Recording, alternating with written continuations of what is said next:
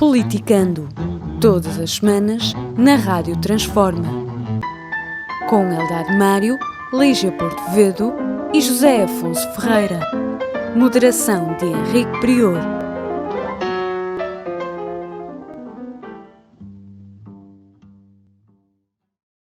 Sejam bem-vindos a mais um Politicando na Rádio Transforma.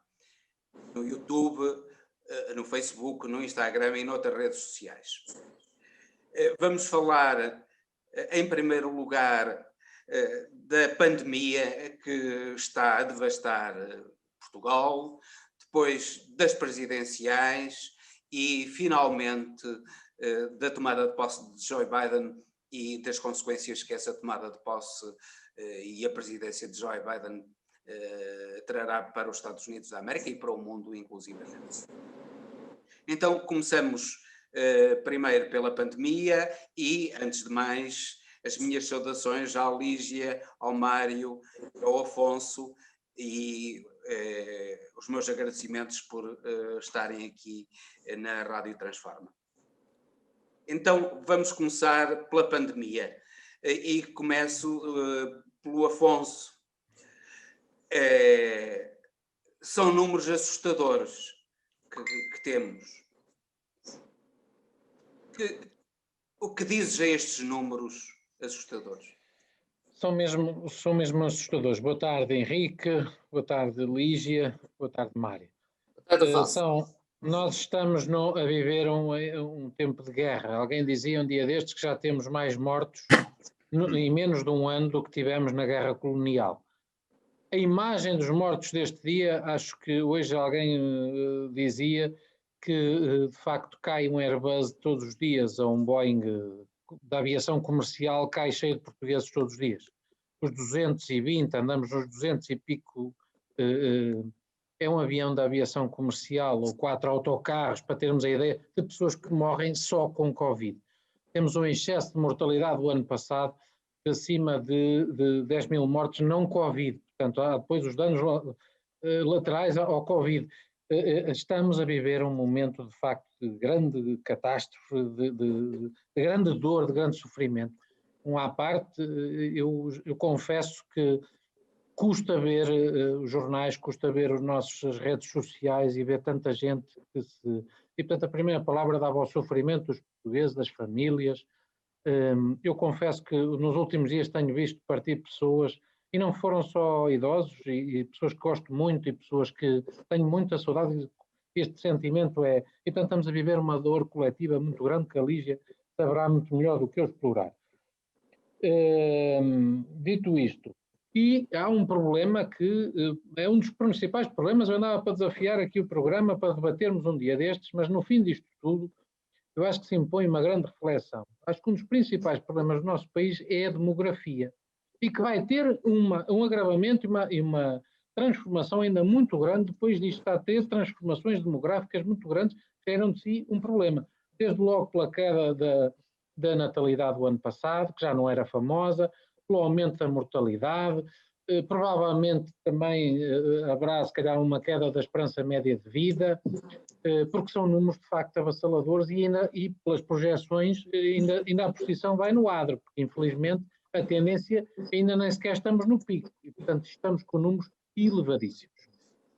Feita uma resenha, já quase tudo está dito sobre a pandemia. Portanto temos uma nova fase de confinamento, vamos ter um agravamento das medidas, e eu acho que o governo esteve muito bem na primeira vaga.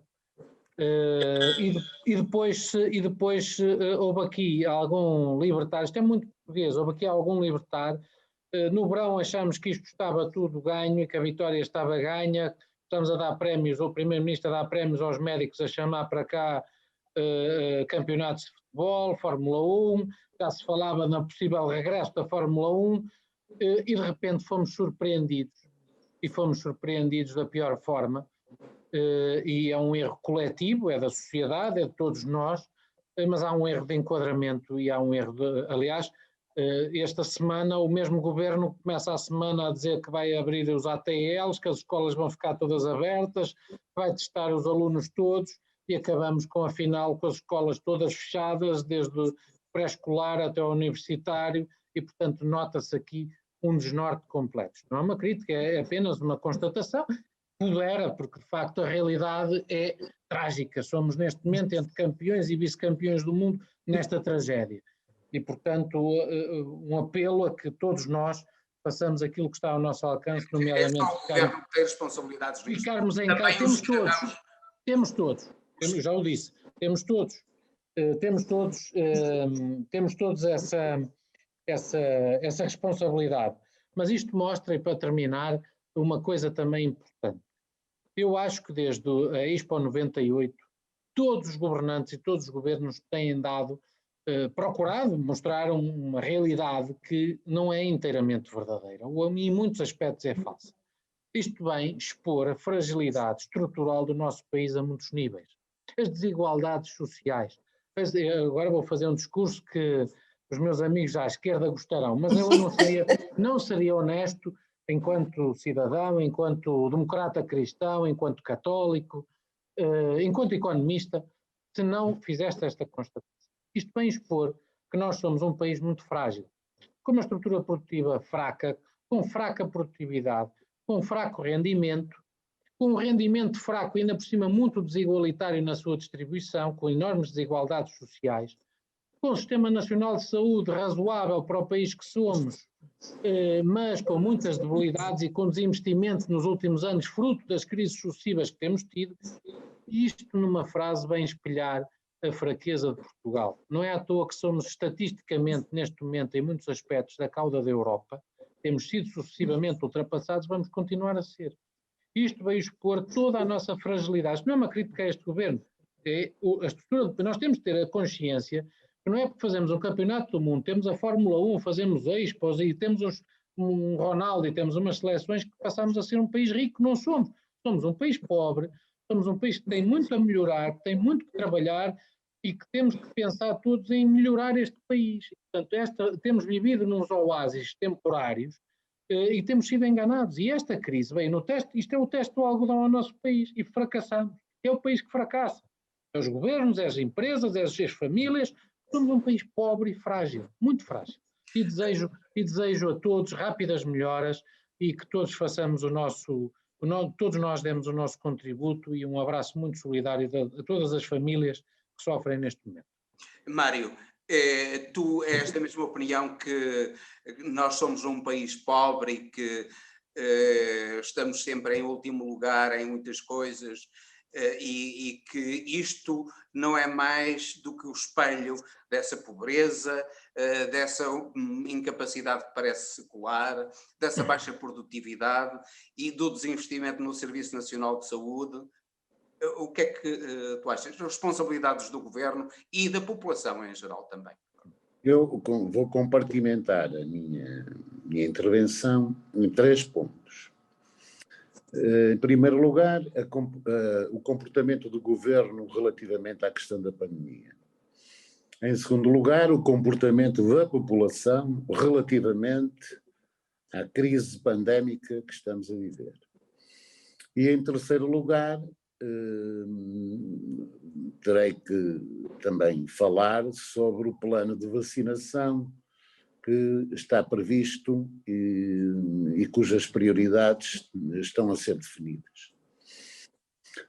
Ou melhor, já foram definidas. Eu tenho uma ideia relativamente ao plano de vacinação diferente da do governo. Isto porquê? Porque eu acho que a prioridade da vacinação deveria naturalmente começar pelos profissionais de saúde e por todos os técnicos e enfermeiros, etc., que trabalham no Serviço Nacional de Saúde, mas depois acho que seriam os trabalhadores, de uma forma geral, que deveriam ter prioridade. Isto porquê? Porque são os trabalhadores que asseguram a produtividade do país. E nós sabemos que são os trabalhadores que andam nos transportes públicos, são os trabalhadores que todos os dias têm que ir para as fábricas trabalhar e, portanto, para um mundo onde a pandemia se faz sentir com uma certa exuberância. E, portanto, neste particular, eu estou contra as prioridades que foram formatadas.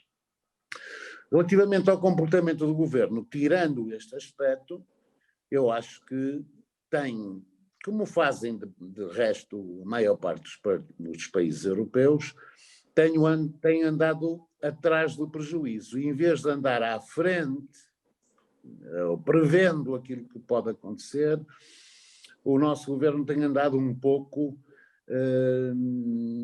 atrás dos acontecimentos, tentando corresponder de uma forma que muitas vezes acaba por não ser tão rápida e tão eficaz como aquilo que era de esperar. Relativamente à população, entendo que o comportamento da população, ainda hoje, eu vou contar-vos este pequeno caso, ainda hoje estive num hipermercado e é preciso muito cuidado, ando sempre a desviar-me do resto das pessoas, porque aquilo é um bocado tudo a monte e fé em Deus, as pessoas não corrigem o seu comportamento. Juntam-se todas perto umas das outras, seja no pão, seja na carne, seja no peixe, seja onde for, ninguém respeita o distanciamento necessário. Conquanto eu vejo que a maior parte das pessoas usa a máscara normal. Também, desculpa, Mário, interromper-te, também não há uma sensibilização, nomeadamente nas televisões, para utilizarem os comportamentos adequados. Ora bem, pronto, era nisso que eu ia. Vejo televisões de outros países, nomeadamente em França, que insistem muito, a Direção-Geral de Saúde francesa tem programas de televisão educacionais a insistir, spots publicitários, digamos assim, a ensinar, a dizer às pessoas para cumprirem determinadas regras de proteção. Pronto, eu ia precisamente situar a minha última intervenção nesse aspecto que acabas brilhantemente, de resto, por trazer à colação. Porque eu acho que a nossa comunicação social vive do espalhafato, vive da tristeza, vive da catástrofe e não contribui minimamente para manter os cidadãos informados e para fazer campanhas de educação que levem as pessoas a assumir comportamentos corretos. E, portanto, corroboro inteiramente essa tua posição. Mas a nossa comunicação social tem contribuído não só para isso, não contribui para isso, contribui muito mais para as doenças mentais das pessoas, porque assumem uma visão catastrofista, convencidos de que é isso que traz audiências e shares concorrenciais. E nos noticiários passam 45 minutos de um noticiário de 1 hora, 45 minutos com o Covid. Não. Exatamente, é isso. Mas é como disseste e muito bem, a comunicação social devia assumir, e designadamente a televisão pública, devia assumir um papel preponderante na informação e no fundo, na educação de quais são os comportamentos corretos a assumir durante esta crise pandémica. Sobre isto era o que me sofria dizer neste momento. Lígia, a tua apreciação sobre isto tudo, sobre o governo e sobre as pessoas? Nota-se perfeitamente que o que se sabe sobre esta pandemia, sobre este vírus, é que ele é transmitido portanto, é um vírus transmitido por via aérea e, portanto, de pessoa para pessoa. Ou seja, depende muito daquilo que se sabe sobre este vírus, depende muito do comportamento da população. É incrível que o grupo de peritos que informa o governo, no grupo de peritos não esteja representado alguém que perceba de comportamento humano. Exatamente, se estivesse representado alguém que percebesse de comportamento humano, provavelmente essas peças de comunicação que poderiam ensinar as pessoas um novo comportamento que pudesse ser ajustado a este contexto atual, já teria sido produzido. O problema é que, de facto, não temos lá ninguém. Nós só temos, no Conselho de Peritos, temos apenas peritos na área, tanto na área da virologia, como da até matemáticos para fazer projeções. Como? A epidemiologia.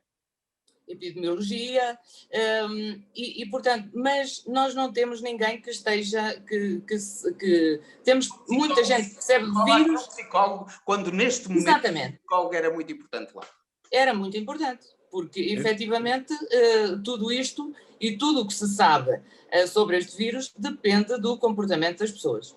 É óbvio que sabemos, provavelmente muita coisa ainda não se sabe. Por exemplo, é estranho que uma notícia que veio esta semana a público, que freiras em clausura estejam todas infectadas. Ora, se de facto isto depende e a disseminação da pandemia dependeu do mau comportamento das pessoas, provavelmente estas freiras não terão tido mau comportamento, iria eu dizer, não sei, mas em princípio não. Nem proteção divina. Ou isso. E portanto, é estranho, ou seja, faz perceber que há muita coisa que não se sabe sobre isto. Mas uma das coisas que se sabe é que, de facto, o comportamento é muitíssimo importante, portanto, é um assunto que já devia ter sido endereçado. De facto, como dizia o Mário muito bem, nós temos a nossa comunicação social, portanto, a trabalhar nos relatos dramáticos. São estes relatos dramáticos que vendem e, portanto, o dramatismo tomou conta do noticiário sobre a Covid. Mas não é só a comunicação social, portanto. O que acontece é que, ainda esta semana também, o deputado Ricardo Batista Leite, que é médico e que é o conselheiro de Rui Rio para a área da saúde, resolveu ir durante 12 horas fazer a urgência num hospital, voluntariamente, obviamente, porque neste momento é deputado. E durante estas 12 horas, portanto, o relato que ele fez dessas 12 horas no Parlamento é que nunca tinha visto tanta gente morrer em 12 horas. Veio-se a saber que isto, enfim, que era mentira, não é? Porque, efetivamente, durante o período que ele lá esteve, às 12 horas, só morreu uma pessoa. Ora, por isso, eu diria que o pânico não ajuda em nada, a podermos sobreviver e a podermos lidar com esta pandemia. O pânico é contraproducente em todos os sentidos e em todas as situações. Portanto, o que ajuda é que as pessoas tenham um comportamento de acordo com o que as autoridades preconizam, que saibam como pôr em prática esse comportamento nas situações que têm no seu dia-a-dia, mas que efetivamente não seja lançado pânico sobre esta situação, porque o pânico não ajuda nada. O pânico só ajuda a partidos como o Chega, não ajuda a nossa população em geral. Ajuda ao desespero, não é? Claro. Então, passamos para as presidenciais, passamos para a campanha eleitoral e prognósticos. Mário, a tua campanha eleitoral e prognósticos. Prognósticos para já, não no final do jogo. Antes. Ora bem, relativamente às eleições presidenciais, acho que a grande questão que se coloca é qual vai ser o nível de abstenção dos portugueses no domingo. O próprio Marcelo acaba de dizer, ainda há relativamente poucos momentos, que uma abstenção na ordem dos 70% ou mais poderia levar a uma segunda volta. Ora bem, eu não acredito que haja uma segunda volta nas eleições, mas aí acredito que Marcelo vai ser eleito logo na primeira volta. O engraçado é que fomos confrontados com uma sondagem da RTP, Universidade Católica, que é realizada entre os dias 7 e 14 de janeiro, que aponta nesse sentido e que aponta para números que são interessantes, designadamente para que a Ana Gomes tenha uma percentagem na ordem dos 14%, André Ventura na ordem dos 10%, e depois teríamos o João Ferreira na ordem dos 5%, 3% a Marisa Matias e, enfim, e os outros quase sem a expressão. Eu estou convencido de que, continuo a pensar que o João Ferreira, pela postura que teve durante a campanha, é capaz de ter mais do que esses 5%. E é interessante verificar que, se para a mesma sondagem, se houvesse legislativas, o PS teria 39%, portanto destacadíssimo à frente de todos os outros partidos, e a estagnação do PSD e o desaparecimento, não digo total, mas a redução drástica da votação no CDS.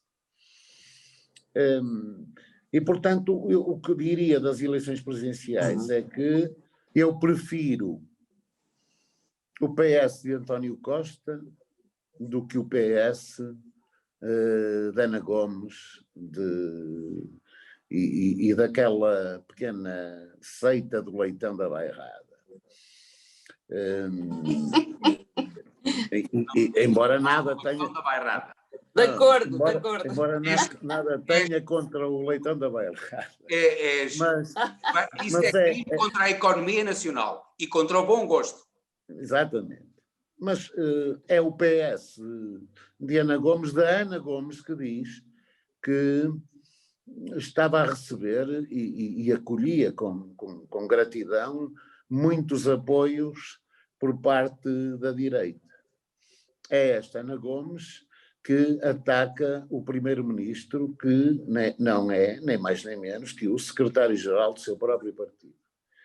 E, portanto, não votando eu na direita, entendo que um voto na esquerda reforçaria ou significaria uma correlação de forças a ter em conta pelo próprio Marcelo, já como Presidente da República. Ou seja, de que Marcelo sabe que vai ser eleito com os votos, maioritariamente com os votos do Partido Socialista, ou do eleitorado socialista, e naturalmente que era bom que ele percebesse que a esquerda existe, que a esquerda tem força e que tem de tomar isso em linha de conta em todas as vertentes em que for chamado a intervir nos termos dos seus poderes presidenciais. E, portanto, acho que, de alguma forma, a sondagem traduz o meu desejo e portanto, estou muito feliz, mas muito curioso, e acho que devíamos fazer aqui, neste programa, para quem nos está a ouvir, um apelo a toda a gente que, independentemente das orientações políticas ou partidárias, ou os candidatos, que não se abstenham, que vão votar, que vão exercer o seu direito e a sua obrigação cívica, porque seria uma vergonha que a abstenção ultrapassasse essa meta. Lígia, a tua opinião sobre a campanha e as previsões sobre os resultados eleitorais. Pronto, eu não sou tão boa a fazer previsões como o Mário. Portanto, normalmente acerta sempre. Mas, portanto, o que é que eu neste momento posso prever, além do que o Mário já disse, que deve estar certo? A única coisa que me parece que pode ser previsível, portanto, como uma conclusão destas eleições presidenciais, é que vai haver aqui um grande derrotado, e isso me agrada muito, que é André Ventura. André Ventura, não sei se estão recordados, mas logo no início da campanha disse que se demitiria se ficasse atrás de Ana Gomes. Depois, entretanto, disse que afinal já não se demitia, mas já voltou a dizer que se demitia, e portanto neste momento eu não sei como ele está, portanto provavelmente não se demitirá mesmo, não é? Porque... Ou demite para se recandidatar logo a seguir. Pronto, eu penso que nem se demite. Demite na segunda e recandidata-se na terça. Exatamente. Bem, aqui, se me dão licença, só uma pequena parte. Rapidamente estamos... É preciso ter em conta que o candidato Ventura está a procurar um processo de vitimização, e estas situações que ainda hoje aconteceram em Leiria podem virar o feitiço contra o feiticeiro. E eu acho que é muito mau que se esteja a hostilizar no terreno o André Ventura e não no plano das ideias. Portanto, fica aqui este alerta, porque isto é muito perigoso. É verdade, é verdade. Conclui, por favor, o teu raciocínio. É verdade, isso é muito perigoso, e isso de facto pode às vezes virar o resultado, e esse resultado não convém que se vire por esse motivo. André Ventura tem que ser julgado por aquilo que ele pensa e por aquilo que ele diz, não efetivamente por um teatro que possa fazer por aí e que lhe possa render votos. Basicamente, eu acho que o grande derrotado a acreditar nas sondagens e nas previsões do Mário, não é? A grande conclusão será esta, é que André Ventura vai perder, portanto vai ser o grande derrotado destas eleições. A esquerda tem neste momento 3 candidatos, que é Ana Gomes, Marisa Matias e João Ferreira. E, logicamente que estando Marcelo Rebelo de Sousa a concorrer para um segundo mandato, muito dificilmente algum destes poderia ter uma votação mais expressiva, mas parece-me que destes três candidatos, portanto, a votação já faz, neste momento, as projeções fazem 22%, o que, dadas as circunstâncias, não me parece nada mal. Afonso, a tua sintetizando um bocadinho aquilo que disse, da sondagem. A tua visão é a mesma? O que é que tu entendes? Claro que não. Já lá vamos.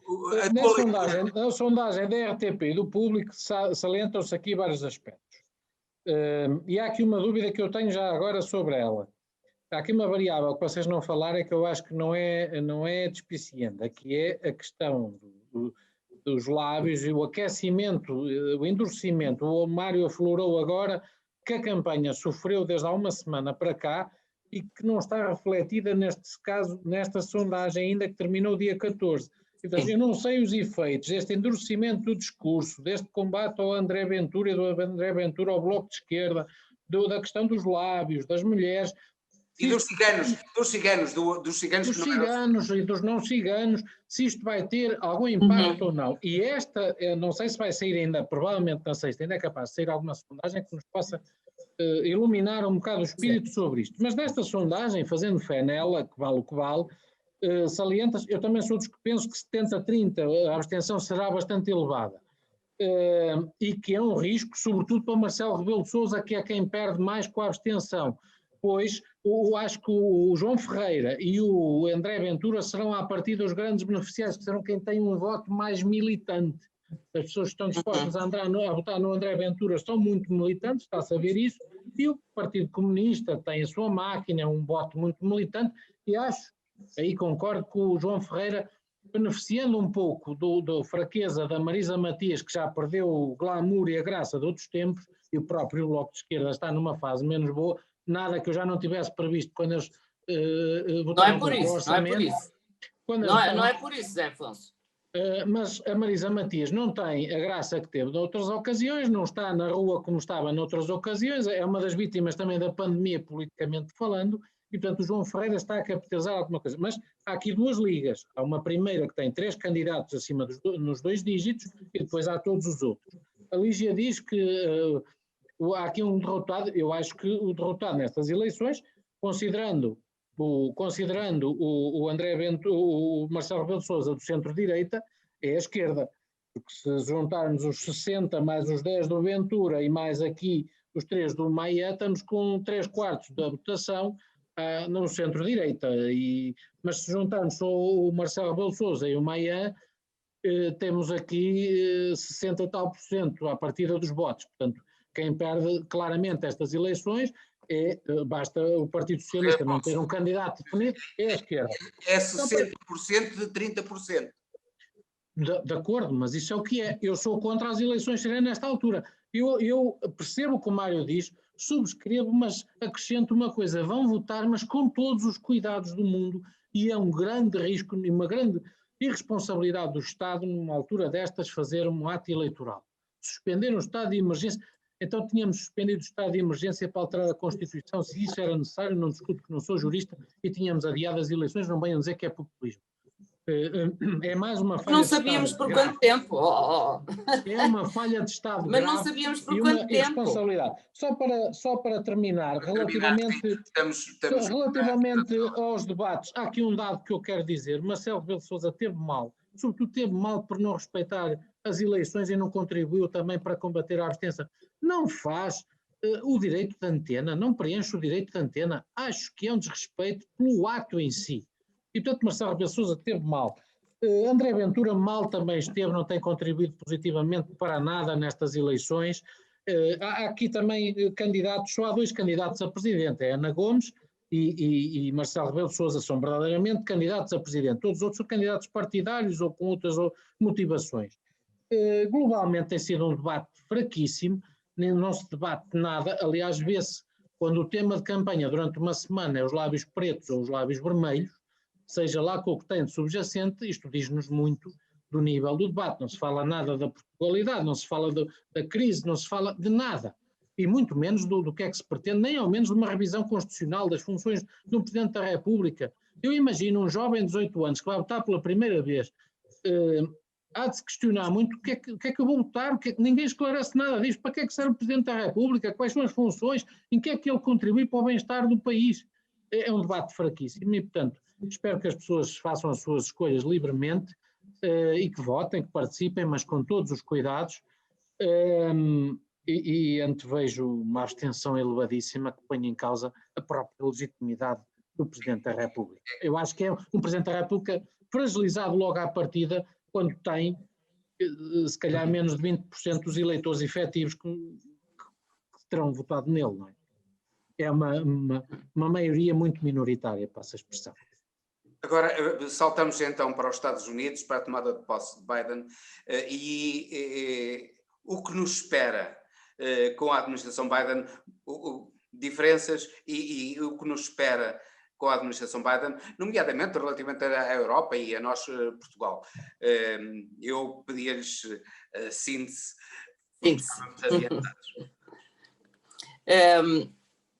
Portanto, eu acho que o que nos espera relativamente à administração Biden é uma coisa. Portanto, para já espera-nos que Biden tenha um comportamento completamente diferente do que teve Donald Trump. Portanto, que seja uma pessoa mais parecida com aquilo que nós costumamos chamar um presidente dos Estados Unidos, que evidentemente Donald Trump não conseguiu personificar. O que me parece daquilo que vi ainda ontem é que é estranho que o mundo esteja, depois da presidência de Donald Trump, o mundo esteja muito cético relativamente aos Estados Unidos. Foi feito aqui um inquérito na União Europeia, portanto foi por ordem do Conselho Europeu, um inquérito aos europeus que englobou 11 países e onde se veio a saber que a maior parte dos europeus não confia hoje em dia nos Estados Unidos, que era alguma coisa que não acontecia antes de Trump.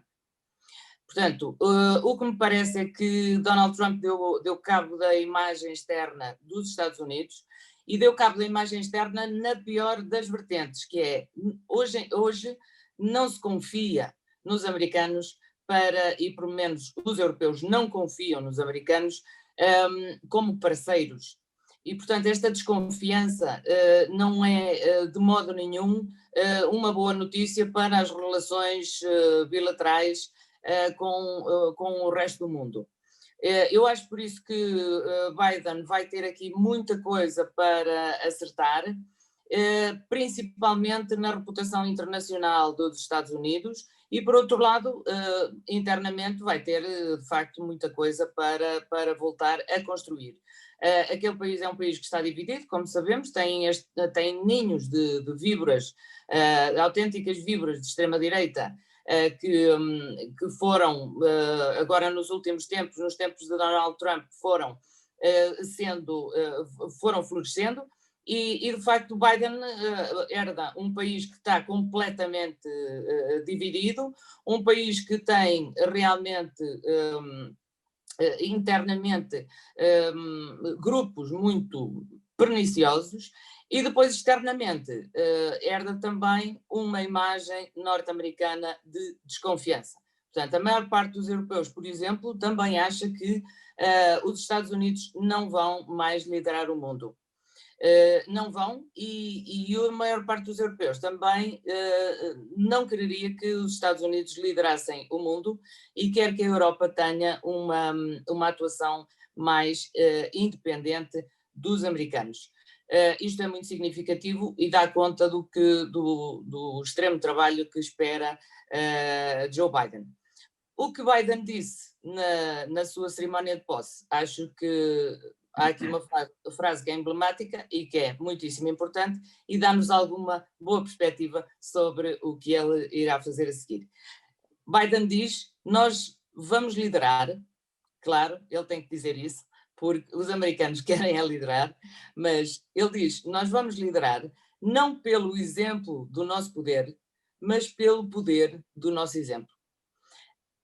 Dar o exemplo para significar uma referência para o mundo, eu acho que é muito boa notícia.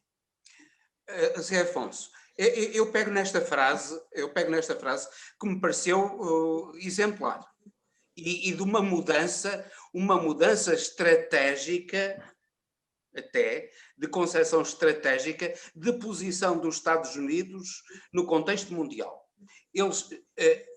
Parece que Biden percebe que não está em tempos de unilateralismo, mas que tem de respeitar os próprios aliados. Como Trump não respeita a Europa, de certo modo até Obama não respeitou, por exemplo, países.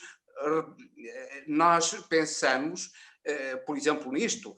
O golpe, que foi o golpe contra a Dilma Rousseff, foi orquestrado na administração Obama. Portanto, os Estados Unidos não estavam habituados, por exemplo, a América Latina era o quintal dos Estados Unidos. E isso, acreditas que haverá aqui uma mudança de estratégia dos Estados Unidos e de concepção do papel dos Estados Unidos no mundo? Muito bem. Rapidamente, eu confesso que não tenho elevadíssimas expectativas. Já tive uma vez na administração Obama e curaram-se as minhas expectativas e, portanto, desta vez serei mais prudente. Não foi o candidato que me encher-se as medidas, entre aspas, e portanto, mas eu diria que Biden tem neste momento duas grandes frentes, dois grandes desafios de início de mandato. Um interno, unir a nação. Os Estados Unidos estão completamente divididos ao meio, sociologicamente, politicamente, e portanto é preciso unir aquela nação, aquela grande nação, aquele grande povo, aquele grande país. E na externa, a Lígia já aflorou, tem um trabalho ciclópico para reerguer o papel dos Estados Unidos no mundo e de nação liderante do mundo, que foi durante muitos anos, e ainda é em muitos aspectos, mas politicamente, claramente, deixou de ser nos últimos 4 ou 5 anos. E, portanto, eu diria que, sinteticamente, ele tem estes dois desafios, um na frente interna e outro na frente externa. Há aqui aspectos, quer dizer, é ridículo, é a primeira vez que o antecessor não está na tomada de posse, em que não há uma transição de poder minimamente civilizada, educada. Desde o século XX para cá. Não há uma transição de poder civilizada, educada, urbana. E, portanto, desde o século XX, não, desde o século XIX. Porque e, portanto, isto é uma isto não normalidade. Para cá. Há 150 anos. E, portanto, eu espero que aquela expressão dele, do novo dia, que seja de facto um virar de página. Mas há aqui uma dúvida. O que é que vai Trump fazer? O que é que os Estados Unidos vão fazer com Trump e com aqueles 75 milhões de votos e com aquelas 75 milhões de almas? E, portanto, há aqui dúvidas muito grandes, desafios muito grandes para Biden. Depois vamos ter aqui como é que vai ser, ele já prometeu voltar ao Acordo de Paris, mas como é que vai ser as relações com a China e com a Rússia? Portanto, o Biden tem uma tarefa que não é fácil, é um grande desafio. Os Estados Unidos perderam muito protagonismo, tanto para a Rússia como para a China, e não vai ser fácil. Depois continua com uma frente da pandemia, como todo o mundo, mas continua com um problema gravíssimo, e tem uma economia em que todas as semanas há perto de 1 milhão de novos desempregados a pedirem novos subsídios. Também é uma economia que gera muito emprego e, portanto, tem uma grande rotatividade de emprego, mas tem uma economia claramente muito fragilizada neste último ano, fruto das circunstâncias e portanto, eu numa palavra diria que Biden vai ter que conquistar o respeito dos americanos e a América voltar a conquistar o respeito do mundo e o mundo voltar a respeitar a América.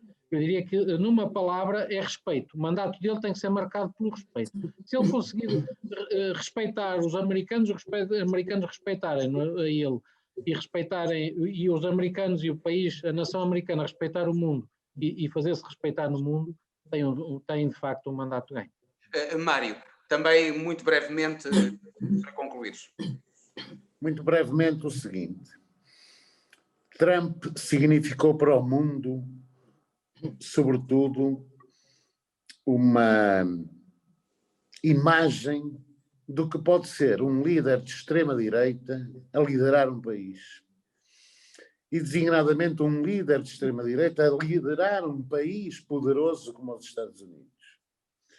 E creio que o mundo terá, enfim, de levar em conta essa eleição. Ou seja,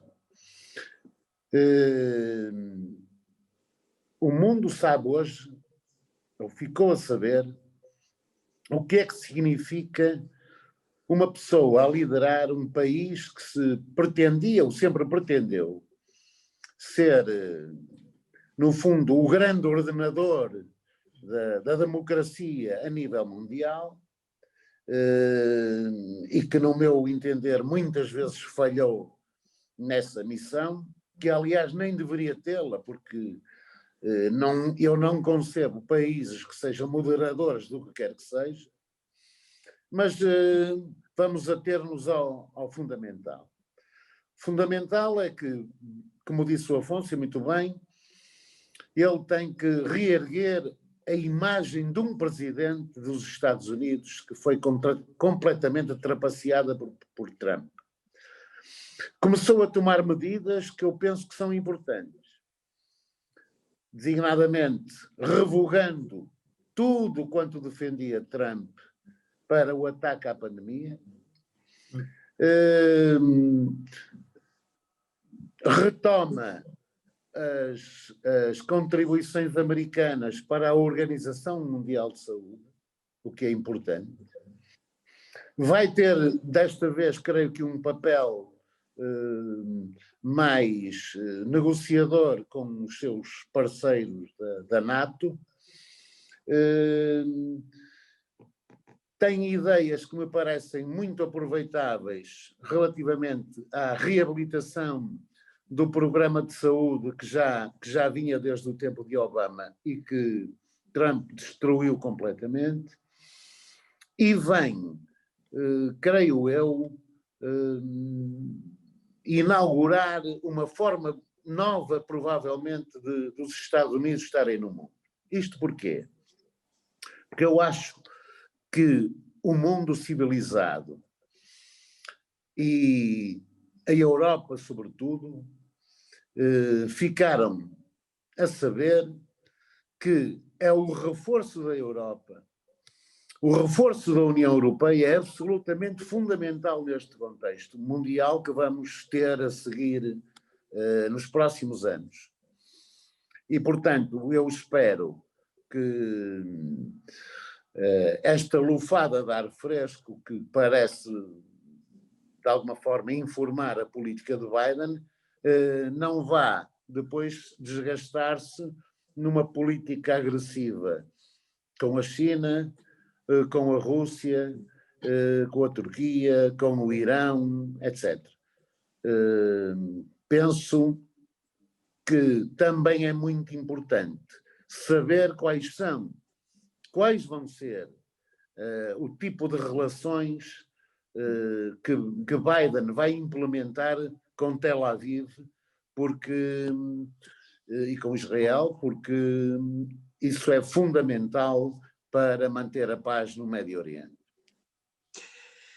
E terminamos por aqui com esta, porque o Médio Oriente é realmente um local, uma área do planeta decisiva para a manutenção da paz mundial, e esperamos que um presidente que não é propriamente o evangélico como era Trump,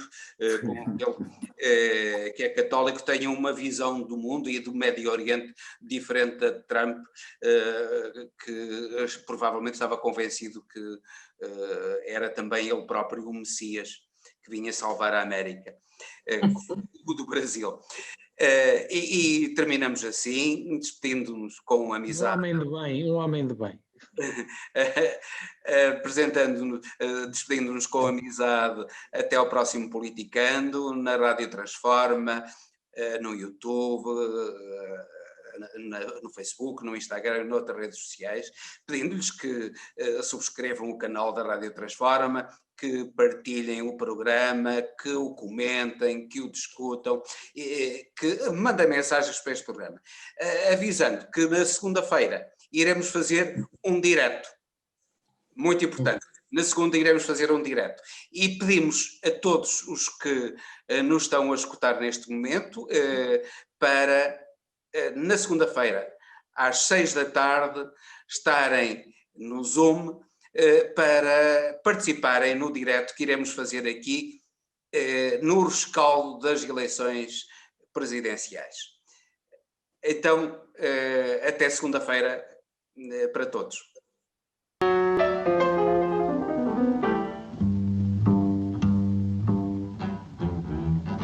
Politicando, todas as semanas, na Rádio Transforma.